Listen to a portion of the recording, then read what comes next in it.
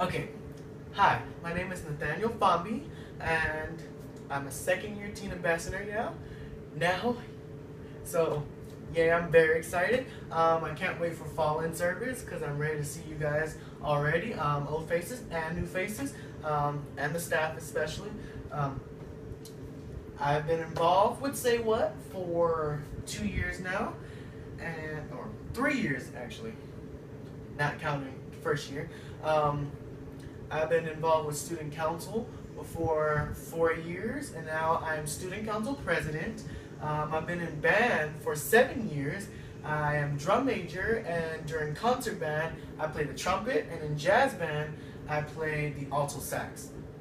And I've been in NHS for 2 years, and I'm secretary, and I am my class secretary as well. So I try to stay as productive and active as I can. That way, if I'm always busy, there's no reason for me to always be at home or always be doing nothing, because I'm always doing something. And if I'm always doing something, then that means I have to stay on top of my grades. So, and I also do basketball, but I'm not really good at it. So that's really, I don't claim that very often. So I joined Say What when I went to the conference. I continued tobacco prevention because when I learned all of the dangers and all of the bad things that happens to you, I was like so shocked. I was just like, that can't be right. And then it's right, and I was just like, oh my goodness. And like I knew it was bad, but I didn't know how bad it was. So knowing how bad it was, I was like, well, if I didn't know that, I'm pretty sure a lot of other people didn't know. So I continued because I think that everyone should know equal knowledge as me. I think it's selfish of me to keep all of this information to myself and not give it to somebody else, where it can be very useful, because if I give it to somebody else, they'll spread it around, and then eventually the word gets around to everybody.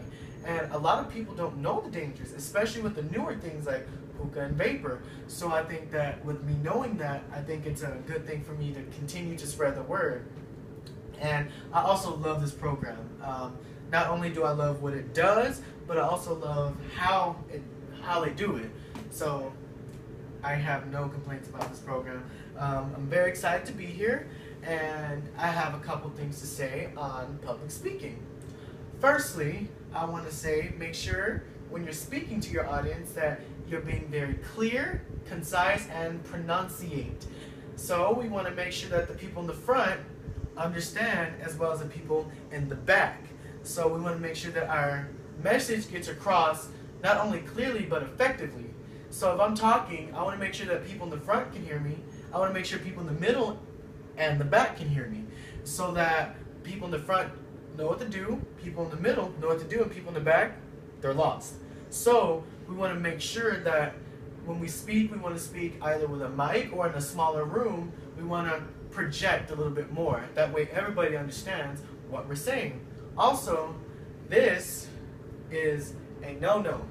When you're moving like this all the time, people tend to focus on your movements rather than what you're saying.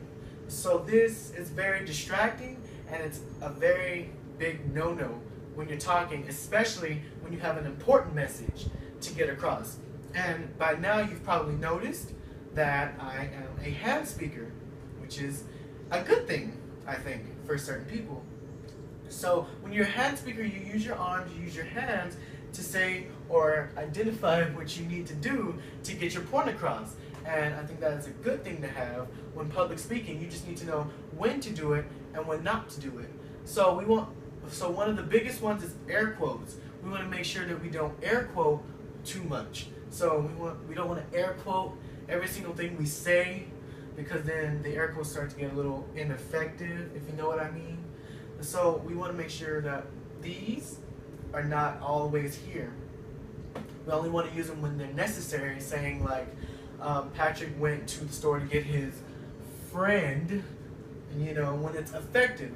So we want to make sure that we also do that. And we also want to make sure that we have a visual when we're speaking. So we don't just want to say something and say 65 Texans die every day and say, look at my map, and there's nothing there. We we want to make sure that everyone understands what you're talking about. So when we have a visual, it needs to be either color-coded or has a key that says the diamonds represent this, squares represent this, filled-in circles represent this, stripes represent this. That way, everyone gets a clear understanding of what your visual represents. However, when we have a visual, we want to make sure that the visual is not too jam-packed.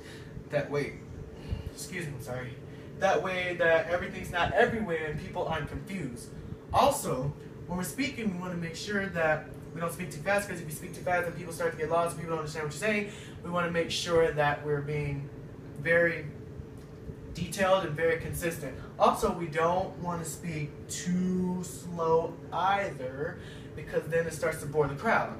And when you're speaking to a crowd, you want to make sure that your energy is what you want them to have. So if I'm speaking like this entire time, trying to get you guys to be excited, saying, come on guys, we gotta be excited for this, then you guys aren't gonna be excited. You wanna make sure and say, hey, are you guys ready to do what we're doing today? I have a great project for you guys planned today. But first, before we get started, what's your story? Let me hear it. And then it gets people to say, well, it gets their attention, it wakes them up a little bit, and they start to say, well, you know, it gets them thinking, it doesn't just have them sitting there. So we want to make sure that we also interact with the crowd and make sure that they're just not sitting there listening. We want to say sometimes, so how's your day been? Good. And yours? Oh, that's great. Or what's your favorite color? And work it in with whatever you're presenting. So we want to make sure that all these tips get included into your presentation when you're publicly speaking in front of a crowd, no matter the size. If the size is about 100 or more, then we probably don't want to really interact. It's about 50 or below when you can control them in a room. So we want to make sure we keep all these tips in mind. Also, this brings me to the end of my video. I also want to say that, again, I'm ready and I'm very excited for November, because Fall and Service is coming. So can't wait to see you guys then. If you have any questions, feel free to get me on Basecamp, or if you have my number, never hesitate to text me or call me. I'm always available, except during school, because then I'm not. Otherwise, can't wait to see you guys, and have a great day.